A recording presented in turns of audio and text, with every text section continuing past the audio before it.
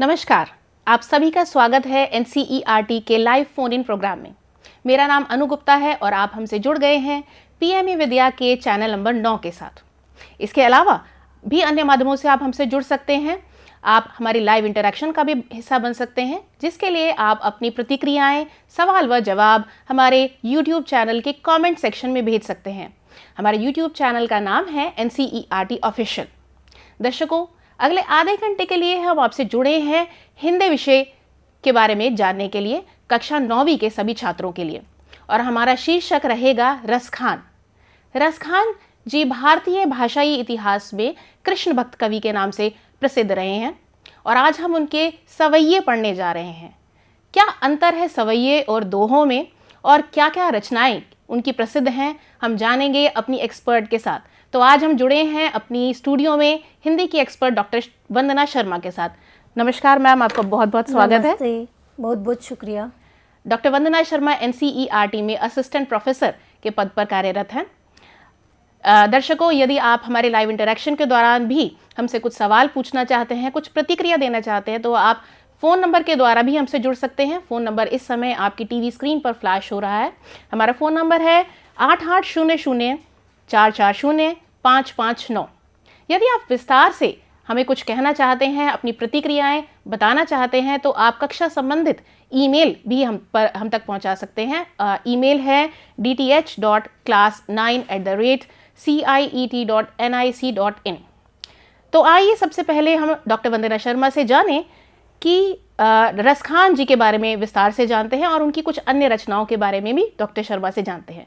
Doctor Sharma ji बिल्कुल। रसखान भक्तिकालीन साहित्य में कृष्ण भक्ति काव्य के रूप में एक प्रसिद्ध कवि के रूप में जाने जाते हैं। उन्होंने कृष्ण से संबंधित जो उनकी भक्ति थी वो अनन्य भक्ति दिखाई पड़ती है।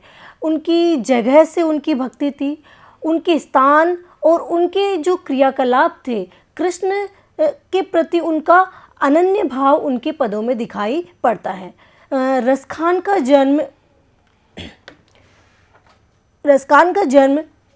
1548 ईस्वी में हुआ माना जाता है। इनका मूल नाम सैयद इब्राहिम था और सुजान रसखान और प्रेम वाटिका नामक रचनाएं इन्होंने लिखी और रसखान रचनावली के नाम से इनकी रचनाओं का संग्रहण मिलता है।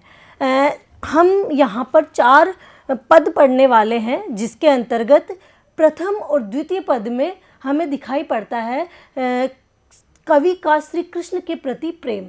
रसखान के बारे में कहा जाता है कि वह मुस्लिम धर्म से संबंध रखते थे, फिर भी उनकी जो कृष्ण के प्रति भक्ति थी वह एक अनन्यता प्रकट करती है। इसके अंतर्गत उन्होंने गोकुल, मथुरा और जो भी कृष्ण का क्षेत्र था या कृष्ण से संबंधित क्षेत्र था, उनसे उनका जुड़ाव उसमें दिखाई पड़ता है। साथ ही साथ एक जो सौहार्द की भावना है वो कवि की भक्ति में दिखाई पड़ती है। तीसरे छंद में हम कृष्ण के रूप सौंदर्य के प्रति गोपियों के प्रेम को आगे देखेंगे। चौथे छंद में कृष्ण की मुरली की धुन और उनकी मुस्कान के अचूक प्रभाव तथा गोपियों की व्यवस्था का इसमें वर्णन किया गया है। हिंदी साहित्य के मध्यकालीन कृष्ण भक्त कवियों में रसखान की कृष्ण भक्ति निश्चित ही सराहनीय, लोकप्रिय और निर्विवाद है और भारत के जन जन के भीतर इन्होंने एक स्थान बनाया है। चूँकि ये एक कह सकते हैं कि श्री कृष्ण के प्रति जो प्रेम है वो उनका एक जैसा सूरदास का प्रेम था श्री कृष्ण के प्रति, वैसा ही प्रेम इनकी भक्ति में भी दिखाई पड़ता है। सूरदास का जो प्रेम था वह कृष्ण के वात्सल्य भाव को, वात्सल्य प्रेम को, कृष्ण के प्रति वात्सल्य प्रेम को दर्शाता है। यहाँ पर सूरदास का जो प्रेम है वो उनका अनन्यता और उनकी समीपता वह चाहता है, वह उनके निकट रहना चाहते हैं कि उनकी वस्तुओं से वह जुड़े रहे ताकि उन्हें कृष्ण की भक्ति या कृष्ण की अनुभूति हो सके। मैम, मैं आपको एक बार आपसे पूछना चाहूँगी कि सूरदास के जो आपने प्रेम की बात की, वात्सल्य प्रेम की बात की, और रसखान जी की आपने बात की तो अनन्य प्रेम की बात की। अनन्य प्रेम को अगर आप विस्तार में समझाना चाहें वात्सल्य ममता से संबंधित होता है, तो अनन्य प्रेम किस चीज से संबंधित होता है? अनन्य प्रेम से हमारा तात्पर्य ये कि अनन्य यानी एकनिष्ठ प्रेम, उस ईश्वर के प्रति सर्वस्व समर्पण उस व्यक्ति में हो जाता है जिससे वह अनन्य प्रेम करता है। एकनिष्ठ प्रेम की भावना उसमें जागृत हो जाती है और उसी के लिए वह अपना सर्वस्व न्यौछावर करने के लिए हमेशा तत्पर रहता है। ये एक अनन्यता सूरदास में दिखाई पड़ती है, साथ ही साथ तुलसीदास जी में श्री राम के प्रति दिखाई पड़ती है, साथ ही साथ रसखान में कृष्ण के प्रति भी दिखाई पड़ती, और साथ ही मीरा में कृष्ण के प्रति जो भाव था वह भी उनकी अनन्य प्रेम की भावना दिखाई पड़ती है। आगे हम प्रिय विद्यार्थियों, आगे हम चलते हैं पद की ओर, जिसके माध्यम से हम यहाँ 4 पदों में हम उनकी व्याख्या करते हुए समझेंगे कि किस प्रकार उन्होंने अपने प्रेम को, अपनी भक्ति को, अपनी एक अभिन्नता को ईश्वर के प्रति उन्होंने दर्शाने का प्रयास किया है। साथ ही साथ जो गोपियाँ और कृष्ण के प्रति जो एक मध्यस्थता थी, या कह सकते हैं कि उनके बीच में एक जुड़ाव था, वो इन पदों में दिखाई पड़ता है। आइए पहला पद हम देखते हैं और इसकी व्याख्या को समझते हैं और इसके भाव को हम जानने की कोशिश करते हैं और उस प्रेम को हमारे भीतर समाहित करने का हम प्रयास करते हैं। मानुष हो तो वही रसखानी, बसो ब्रज गोकुल गांव की ग्वारन, जो पशु हो तो कहाँ बसु मेरो, चरो नित नंद की धेनु मजारन, पाहन हो तो वही गिरी को, जो कियो हरि छत्र पुरंदन धारन, जो खग हो तो बसेरो करो मिली, कालिंदी कूल कदम्ब की डारन। रसखान कह रहे हैं कि यदि मेरा जन्म मनुष्य रूप में होता है तो कहाँ होना चाहिए? बसो ब्रज गोकुल गांव की ग्वारन, की बसो अर्थात बसना चाहता हूँ, ब्रज अर्थात ब्रज, गोकुल में, गांव के ग्वारन जो गांव के ग्वाले रहते हैं ब्रज में, गोकुल में, वहाँ मैं रहना चाहता हूँ। अगर मुझे मनुष्य रूप में जन्म मिलता है तो मैं उस पे रहना चाहता हूँ जहाँ पे गोकुल में जो ग्वाले हैं उनके समीप मैं रहना चाहता हूँ। जो पशु हो तो कहाँ बसु मेरो, चरो नित नंद की धेनु मजारन। अगर मैं पशु रूप में जन्म लेता हूँ तो फिर मेरा कहाँ वश है? उसके बाद तो मेरा कोई वश नहीं है। फिर भी मैं नंद बाबा की गायों के बीच चरना मैं पसंद करूँगा, यही मेरी एक लालसा है, मेरी इच्छा है। पाहन हो तो वही गिरी को, जो कियो हरि छत्र पुरंदर धारन। पाहन अर्थात पत्थर, गिरी अर्थात पर्वत, और हरि छत्र मतलब हरि यानी श्री कृष्ण भगवान, और छत्र मतलब धारण किया हाथ के ऊपर। तो वो कह रहे हैं कि अगर मैं पत्थर बनूं तो किसका बनूं? उसी गोवर्धन पर्वत का, जिसने हरि ने अपने हाथ पे धारण किया था। हरि अर्थात श्री कृष्ण ने अपनी उंगली पर उसे धारण किया था। जो खग हो तो बसेरो करो, मिली कालिंदी कूल कदम्ब की डारन। जो खग अर्थात पक्षी, यदि मैं पक्षी के रूप में जन्म लेता हूँ तो मैं वहीं बसना चाहूँगा जहाँ कालिंदी, यमुना नदी को कहा गया कालिंदी, कूल कदम्ब की डारन, जहाँ पे कदम्ब के पेड़ है यमुना के किनारे, जहाँ श्री कृष्ण वास करते थे, वो अपना वहाँ पर खेलते थे, वहीं मैं बसना चाहता हूँ।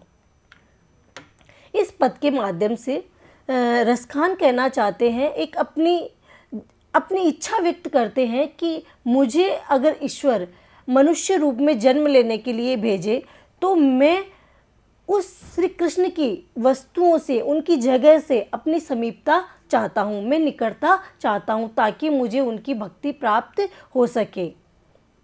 अगला पद है, या लकुटी अरु कामरिया पर राज तिहूं पुर को तजी डारो, आठों सिद्धि नौ निधि को सुख नंद की गाय चराए बिसारो। रसखानी कबो इन आँखिन सोते, ब्रज के बन बाग तड़ाग निहारो, कोटिक एक कल धोत के धाम करील की कुंजन ऊपर वारो। जो रसखान है श्री कृष्ण के प्रति अपना प्रेम अभिव्यक्त करते हुए कहते हैं कि या लकुटी अरि कामरिया पर, जो लकुटी अर्थात श्री कृष्ण एक लकड़ी पकड़ते हुए रहते थे, तो वो कह रहे कि जो लकड़ी है अगर वो मुझे मिल जाए तो राज तिहुपुर को तजी डारो, कि जो तीनों लोगों का राज्य है, साम्राज्य है, उसके सामने मैं अपना साम्राज्य त्याग दूंगा। आठों सिद्धि नौ निधि को सुख, नंद की गाय चराए बिसारो, कि जो 8 सिद्धियां हैं और 9 निधियां हैं जिसका सुख प्राप्त करने के बाद इंसान को किसी भी चीज़ की लालसा नहीं रहती, तो आठों सिद्धि 9 निधि का सुख अगर मुझे मिले और मुझे एक तरफ कहे कि तुम्हें नंद बाबा की गाय चरानी है, तो नंद बाबा की गाय चराने के बदले में मैं ये सारे सुख त्याग दूंगा। आगे रसखान कहते हैं कि रसखान कबो इन आँखिन सोते, ब्रज के बन बाग तड़ाग निहारो। रसखान कह रहे हैं कि मेरी जो ये आँखें हैं, इन आँखों की एक ही लालसा है कि ये बस केवल और केवल ब्रज के जो वन और बाग है इनको निहारती रहे। तड़ाग यानी तालाब, इन सबको वह निहारती रहे। कोटिक एक कलधोत के धाम, करील की कुंजन ऊपर वारो। कोटिक जो करोड़ों कोटिक यानी करोड़ों, कलधोत यानी महल, कि करोड़ों महल में उस पे वार सकता हूँ। करील की कुंजन, जो करील के कुंज है उन पे जहाँ श्री कृष्ण विचरण करते रहते थे, उन पे मैं करोड़ों महल नौछावर कर सकता हूँ। अर्थात रसखान यहाँ पर जो कृष्ण की कह सकते हैं कि कृष्ण के प्रति जो एक भक्ति थी वो उन्होंने किस रूप में इसको अभिव्यक्त करने का प्रयास किया। जब हम इनके पदों को पढ़ते हैं तो हमारा मन एकदम विमोहित हो जाता है, मोहित हो जाता है इनके पदों को पढ़कर, कि क्या कभी ऐसा भी हो सकता है कि कोई कवि ऐसी कल्पना भी कर सकता है कि उनकी जो छोटी छोटी चीज़ें हैं उन पे वह अपनी निकटता चाहता है। अगला पद है, मोर पखा सिर ऊपर राखियों, गुंज की माल गले पहरोगी, ओढ़ी पीताम्बर ले लकुटी बन गोधन ग्वारिन संग फिरोगी, भाव तो वो ही मेरो रस खानी, सो तेरे कई सब स्वांग करोगी, या मुरली धर की अधरान धरी अधरान धरोगी। अब तीसरा जो पद है उसके अंतर्गत जो गोपियां हैं वो चेष्टा करती है अपने प्रेम की, श्री कृष्ण के प्रति जो प्रेम है उसकी अभिव्यक्ति की चेष्टा करती है। और जो श्री कृष्ण को चीज़ें प्रिय थी, जैसे वो सिर पे मुकुट रखते थे, गुंज की माला पहनते थे, ओढ़ी पीताम्बर पीले वस्त्र पहनते थे, और जो ग्वाले थे उनके साथ फिरते थे, वही वह उस प्रकार के क्रियाकलाप गोपियाँ भी करना चाहती है। तो आइए देखते हैं, मोर पखा सिर ऊपर राखियों, गोपियाँ सखी से कहती है कि मैं अपने सिर पे मोर मुकुट धारण करना चाहती हूँ, और गुंज की माल पहरोगी, और मैं तो क्या करूँगी, जैसा श्री कृष्ण पहनते थे गुंजों की माला वही मैं पहनना चाहती हूँ। गुंज यानी पुष्प। यस। ओढ़ी पीतम्बर ले लुकुटी बन गोधन ग्वारिन संग फिरूंगी, और जैसा श्री कृष्ण पीले वस्त्र पहन के और ग्वालों के संग फिरते थे वैसा ही मैं करना चाहती हूँ। भाव तो वो ही मेरो रसकानी, सो तेरे कहे सब स्वांग करोगी। वह गोपियाँ अपनी सखी से कह रही है कि जो जो सब स्वांग उन्होंने किए हैं वो सब स्वांग हम धारण करना चाहते हैं। यहाँ जो गोपियों की जो चेष्टा है श्री कृष्ण के प्रति वह कवि के माध्यम से उद्घाटित होती है। श्री कृष्ण और गोपियों का जो प्रेम है वह सर्व प्रसिद्ध है, सभी जगह उसकी प्रसिद्धि है कि किस प्रकार का जो निश्चल प्रेम जो होता है, निश्चल प्रेम की जो परिभाषा होती है वो गोपियाँ और श्री कृष्ण में, उन्हें किसी भी प्रकार के लोभ लालच और इसकी आकांक्षा नहीं थी। वह सिर्फ और सिर्फ श्री कृष्ण को अपना आराध्य मानते थे। तो यहाँ जो कवि है रसखान, उन्होंने गोपियों के माध्यम से ये चेष्टा करवाई है कि जो श्री कृष्ण का जो आवरण था या जो श्री कृष्ण की जो चीज़ें थी उन्हीं का स्वांग भरकर वह रहना चाहती है, ताकि वह उनकी भक्ति में हमेशा लीन रहे। या मुरलीधर की अधरान धरी अधरान धरोगी, कि जो श्री कृष्ण ने मुरली धरी अपने अधरों पे, अधर मतलब होठ, कि होठ पे जो मुरली धरी हुई थी उसको हम कभी भी नीचे नहीं धरेंगे, अर्थात नीचे नहीं रखेंगे। इस प्रकार की जो गोपियाँ चेष्टा करती है श्री कृष्ण के प्रति, वह इसमें दिखाई पड़ती है। और उनका जो भाव था, समर्पण भाव था, वह इस पद में दिखाई पड़ता है। तो मैम, ये मैं आपसे पूछना चाहूँगी कि पहले दो जो हमने पद पढ़े हैं वो कवि अपने आप को कृष्ण जी से निकटता के तौर पर बता रहे हैं, और तीसरे वाले पद में गोपियों के रूप में दिखा रहे हैं। पहले दो पदों में जो रसखान कवि हैं वो अपनी जो उनके पास रहना चाहते हैं, किन किन माध्यम से वह उनकी पास रहना चाहते हैं, उसका दृष्टिपात उन्होंने किया है। वह ब्रज के वन बाग तड़ाग को देखना चाहते हैं, और वो पत्थर भी बनना चाहते हैं गोवर्धन का। पत्थर के रूप में भी अगर जन्म ले तो वह गोवर्धन पर्वत के पत्थर के रूप में जन्म लेना चाहेंगे। अगर वो मनुष्य रूप में जन्म लेते हैं तो मानुष हो तो वही रसखानी, बसो ब्रज गोकुल गांव के ग्वारन।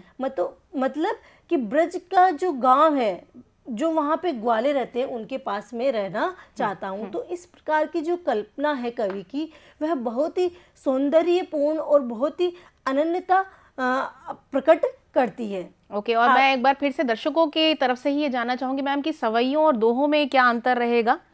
सवैया जो दोहा है वो 2 चरण में होता है। सवैया का जो 4 चरण होता है उसमें, उसके अंतर्गत दोहों में 24 मात्राएं होती है और सवैया में 22 से लेके 26 होते हैं। तो इस प्रकार इसमें, और इसको समझने के लिए थोड़ा गहनता में जाना पड़ता है। ये एक छंद है, तो इन दोनों को समझने के लिए थोड़ा और समझने की आवश्यकता होती है। तो अगले पद की हम और जाते हैं। तो अगला पद है, कानन दे उंगरी रहीबो जब ही मुरली धुनि मंद बजे हैं, मोहनी ताननी सो रस खानी, अटा चढ़ी घोदन गेहे तो गेहे, तेरी कहो सिगरे ब्रज लोगनी, काली कोहु सुख की तो समझे हैं, मायरी वा मुख की मुस्कानी, सम्हारी न जेहे न जेहे न जेहे। इसके अंतर्गत भी गोपियाँ जो अनन्य प्रेम है वो प्रकट करना चाह रही है। काननी दे उंगरी रहीबो जब ही मुरली धुनि मंद, मतलब उनको प्रेम करने से लोग रोक रहे हैं, लेकिन वह फिर भी उनके समीप जाना चाह रही है। तो इसके अंतर्गत है, काननी दे उंगरी रहीबो जब ही मुरली धुनि मंद बजे है, कि चाहे जब मुरली की मधुर धुन बजती है तो कोई चाहे हमारे कान में उंगली ही दे दे, फिर भी हम उसको सुनेंगे। मोहनी ताननी सो रस खानी, अटा चढ़ी गोदन गेहे तो गेहे। मोहन की जो तान है, चाहे वह अटारी पर चढ़कर यानी ऊंचे स्थान पर चढ़कर वह दे, तो भी हम क्या करेंगे, उसको हम सुन लेंगे। तेरी कहो सिगरे ब्रज लोगनी, काली को सो की तो समझे हैं, कि तेरी करो मतलब सब, सिगरे यानी सब, ब्रज लोगन मतलब ब्रज के लोग, तेरी यानी आवाज़ लगाते हैं या पुकारते हैं, कि सारे ब्रज के लोग हमें पुकार पुकार कर ये समझाते हैं कि इनसे दूर रहो या इनसे अलग रहो, फिर भी हम सुनने वालों में से नहीं है। मायरी वा मुख की मुस्कानी, सम्हारी न जेहे न जेहे न जेहे, कि मायरी की मुख की मुस्कान, जो श्री कृष्ण की एक मुस्कान है, वह हमारे से संभलते हुए भी नहीं संभलती है। तो और ये हम उनकी तरफ आकर्षित होते रहते हैं। एक अनन्य जो प्रेम है, हम उनकी तरफ खींचे चले जाते हैं। तो उनकी जो मुरली की धुन है, उनकी जो ग्वालों के संग रहने का जो गतिविधि है, साथ ही साथ ब्रज के लोग जो हैं उनके साथ जो वो मेल मिलाप से रहते हैं, और जो उनकी मुस्कान है, उसके प्रति गोपियाँ बहुत अत्यधिक आकर्षित होती हुई दिखाई पड़ती है। तो इन सब पदों के माध्यम से रसखान कहना चाहते हैं कि जो कृष्ण भूमि से संबंधित जो भी चीज़ें हैं, वो गोपियाँ और स्वयं कवि को भी उतनी ही पसंद है, और वह उनके निकट हमेशा रहने की लालसा और इच्छा रखते हैं। चाहे वह गोकुल हो, मथुरा, वृंदावन, गोकुल हो और ब्रजभूमि हो, इसके अंतर्गत वह उन सब चीज़ों में भगवान या श्री कृष्ण को देखने की कोशिश करते हैं जिनमें वह उन्होंने विचरण किया था। चाहे वह ब्रज के वन बाग तड़ाग हो, तालाब हो, यमुना नदी हो या फिर गोवर्धन पर्वत हो, जो भी घटनाएं श्री कृष्ण से संबंधित है वह उनमें उस कवि और गोपियाँ उनमें देखने का प्रयास करते हैं। साथ ही साथ कवि की ये चेष्टा भी है कि जो श्री कृष्ण की भूमि है उनसे मैं सदैव जुड़ा रहूं। तो इन चारों छंदों के माध्यम से कवि न केवल अपने ईश्वर के प्रति अपनी भक्ति दिखाना चाह रहे हैं, बल्कि जिन भी चीज़ों से उनके ईश्वर जुड़े हुए हैं, चाहे वे कपड़े हों, चाहे वो पेड़ पौधे हों, चाहे वे जानवर हों, उनकी बांसुरी ही क्यों ना हो, सभी से वो अपनी भक्ति दिखाना चाह रहे हैं। और ये बड़ी अनोखी बात है, उनके समर्पण का इस तरह से व्याख्यान किया गया है, सुनकर मुझे बड़ा ही अच्छा लग रहा है। और मैं आशा करती हूँ हमारे बच्चों को भी उतना ही पसंद आ रहा होगा। जो भी आपके सवाल है बच्चों, या आप जो भी कुछ कहना चाहते हैं इस पाठ से संबंधित, आप ज़रूर कमेंट सेक्शन में हमें लिखकर भेजें। हम इंतज़ार कर रहे हैं आपकी प्रतिक्रियाओं का। श्री कृष्ण का जो यहाँ पर रसखान ने बताया, तो जब हम इनके वर्णन को सुनते हैं या पढ़ते हैं और व्याख्या को समझते हैं तो एक प्रकार का भाव हमारे भीतर जागृत होता है। इसके अंतर्गत जो पाठक है वो भी उनसे समीपता चाहने लगता है, ऐसा भाव इन पदों के माध्यम से दिखाई पड़ता है। साथ ही साथ जैसा कि रसखान एक अलग धर्म से अपना संबंध रखते थे, तो ये एक सामाजिक सौहार्द और सद्भावना की बात भी यहाँ दिखाई पड़ती है कि एक कवि जो एक अपने आराध्य के प्रति इतना समर्पण या समर्पित कैसे हो सकता है कि वह उनकी छोटी छोटी वस्तुओं में, उनकी छोटी छोटी चीज़ों में अपनी भक्ति को वह ढूंढ लेता है। इनफैक्ट ये छंद पढ़कर मुझे ऐसा महसूस हो रहा है कि मैं खुद गोकुल पहुंच गई हूँ, जैसे आपने बताया। हाँ, जैसे ही ये वर्णन करते हैं तो हम गोकुल, ब्रजभूमि और गोवर्धन पर्वत, इनका हम विचरण, हमारे मन और मस्तिष्क में इनका विचरण होने लगता है। साथ ही साथ हम उन चीज़ों की भी कल्पना करने लगते हैं कि श्री कृष्ण ने कैसे वस्त्र पहने होंगे, कैसी माला धारण की होगी, बांसुरी की जो मधुर राग है वो कैसी होगी, तो इत्यादि चीज़ों को हम इसमें देखते हैं। तो बच्चों, क्या आप भी कभी गोकुल धाम या गोवर्धन यात्रा पर गए हैं? ज़रूर लिखकर बताएं। और इसके अलावा हम और भी चीज़ें प्रश्न उत्तर के माध्यम से जानेंगे। तो मैं चलती हूँ मैम के पास फिर से एक बार। हमारे पास यहाँ कुछ प्रश्न अभ्यास है, तो हम इसको संक्षिप्त रूप में देख लेते हैं और आप भी इन पर विचार करने की कोशिश कीजिए। ब्रजभूमि के प्रति कवि का प्रेम किन किन रूपों में अभिव्यक्त हुआ है? तो जैसा कि हमने पहले बताया है कि कवि को ब्रजभूमि से गहरा प्रेम था, तो इस जन्म में ही नहीं, अगले जन्म में भी वह ब्रजवासी होने की कामना करते हैं और ईश्वर उन्हें अगले जन्म में ग्वाला बनाए, गाय बनाए, पक्षी बनाए, पत्थर बनाए, तो वह हर हाल में ब्रजभूमि में ही रहना चाहते हैं और वह ब्रजभूमि में वन, बाग, सरोवर और करील कुंजों पर अपना सर्वस्व न्योछावर करना चाहते हैं। दूसरा प्रश्न है, कवि का ब्रज के वन, बाग और तालाब को निहारने के पीछे का क्या कारण है?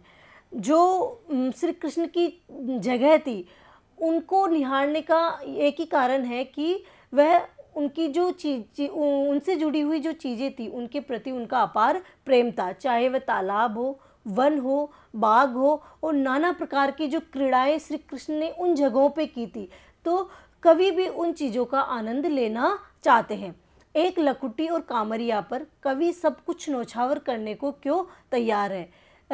कवि के लिए जो है सबसे महत्वपूर्ण है श्री कृष्ण, इसीलिए कृष्ण की एक एक चीज़ उनके लिए महत्वपूर्ण है। यही कारण है कि कृष्ण की लाठी और कंबल के लिए वह अपना सर्वस्व न्योछावर करने को तैयार है। मैम, एक सवाल मेरे मन में आ रहा है और आई एम श्योर हमारे दर्शकों के मन में भी आ रहा होगा कि क्या रसखान जी कभी ब्रज भूमि पर गए थे या वो वहीं उनका जन्म हुआ था? नहीं, उनका जन्म वहाँ नहीं हुआ था, लेकिन उन्होंने लिखकर, पढ़कर और सुनकर उन्होंने जैसा होता है ना कि हम किसी के बारे में ये अनुमान नहीं लगा सकते कि इसके भीतर ये भक्ति कैसे जागृत हुई, तो इसे कह सकते हैं कि वो पढ़कर, लिखकर, सुनकर या फिर देखकर हो सकता है। तो वो भक्ति का जो रूप होता है वह सतत होता है और वह स्वतः होता है, उसका हम उस चीज़ से या उससे अंदाजा नहीं लगा सकते। और जी, कितनी अनोखी बात है ना दर्शकों की, बिना देखे, बिना मिले अपने ईश्वर से इतनी अनन्य भक्ति का एहसास होना और उसको इस तरह से छंद के रूप में हमारे सामने लेकर आना। मैम, मैं ये भी जानना चाहूँगी कि ये जो 4 छंद हैं, क्या ये एक ही कविता के कुछ भाग हैं या ये पूरी कविता ही 4 छंदों के रूप में है? नहीं, और भी इनके हैं श्री कृष्ण के प्रति। उनमें से हमने 4 छंद जो पाठ्य पुस्तक में है उन्हीं की हमने व्याख्या की है जी। क्योंकि हमारे जो सिलेबस है उसमें यही है 4 छंद। हमारे जो बच्चे हैं वो थोड़ा सा स्ट्रगल करते हैं हिंदी के कलिष्ठ शब्द लिखने में, उत्तर में। तो मैम मैं आपसे जानना चाहूँगी कि जैसे जो शब्द हमारे छंद में आए हैं, जैसे जंगल को कुछ और कहा गया है या पहाड़ को कुछ और क्या कहा गया है, तो यदि हमारे बच्चे जब उत्तर लिखते हैं तो वो जंगल को कलिष्ठ भाषा में ना लिख के जंगल ही लिख दे, तो क्या वो सही रहता है? हाँ, कोई अगर उसमें वो उसके अर्थ में वो फिट बैठ रहा है तो उसको लिख दे, तो उसमें कोई वो नहीं है, वो चल सकता है। मैं बच्चों ये इसीलिए जानना चाह रही थी क्योंकि हमारे बच्चे अधिकतर इन कठिन शब्दों को रटने की कोशिश करते हैं और वो फिर मूल अर्थ से भटक जाते हैं। नहीं, उनका भावार्थ करके हम उसको समझ सकते हैं ना। तो कोई भी शब्द अगर आपको कठिन लग रहा है तो उनका भावार्थ करके आप टुकड़ों में बांट के उसको देख सकते हैं। उसका अन्य अर्थ अगर है तो आप उनको भी समझ सकते हैं, उसको बस भाव वही आना चाहिए। आगे प्रश्न में चलते हैं। सखी ने गोपी से कृष्ण का कैसा रूप धारण करने का आग्रह किया था? अपने शब्दों में वर्णन कीजिए। सखी गोपी से कृष्ण का मोहक रूप धारण करने का आग्रह करती है। सखी गोपी से वही सब कुछ धारण करने के लिए कहती है जो कृष्ण धारण करते हैं। सखी ने गोपी से आग्रह किया था कि वह कृष्ण के समान सिर पर मोर मुकुट धारण करे और गले में गुंज की माल पहने, तन पर पीले वस्त्र पहने और हाथों में लाठी थामे वन में गायों को चराने जाए, जैसा श्री कृष्ण करते थे। कालिंबी कूल कदम्ब की डारन में कौन सा अलंकार है? जैसा कि अनुप्रास अलंकार में होता है कि वर्णों की आवर्ती होती है, तो इसमें भी कालिंदी कै, कूल कै, कदम्ब कै, ये शब्द कै वर्ण की आवर्ती हो रही है, इसीलिए इसमें अनुप्रास अलंकार है। ओके, अब हम सत्र के समाप्ति की ओर बढ़ रहे हैं। मैं आशा करती हूँ बच्चों ने रसखान जी के बारे में और रसखान कविता के बारे में ढेर सारी जानकारी प्राप्त की होगी और मैम के इस बहुत ही मज़ेदार और ज्ञानवर्धक सत्र से सभी का बहुत बहुत फ़ायदा हुआ होगा। मैं फिर से अनुरोध करूँगी अपने बच्चों से कि अपने जो जितने भी सवाल जवाब या प्रतिक्रियाएं हैं हमें ज़रूर फ़ोन नंबर या ईमेल के माध्यम से हम तक भेजें। इससे पहले कि मैं सत्र की समाप्ति की बात करूँ, मैं एक बार आपको फिर से कार्यक्रम सूची के बारे में बताना चाहूँगी जो कार्यक्रम अब आने वाले हैं। 2 बजे अभी आपने रसखान जी के बारे में जाना। 2:30 बजे हम मिलेंगे साइंस के सेशन में और वहाँ टॉपिक रहेगा वर्क, एनर्जी एंड पावर। ये हमारा पार्ट 2 रहेगा साइंस के सेशन का। 3 बजे हम सोशल स्टडीज़ पढ़ेंगे और सोशल स्टडीज़ में हमारा टॉपिक रहेगा आउटकम्स ऑफ डेमोक्रेसी। 3:30 बजे हम मैथ्स का टॉपिक पढ़ेंगे और उसका टॉपिक रहेगा कोऑर्डिनेट ज्योमेट्री एंड एप्लीकेशन।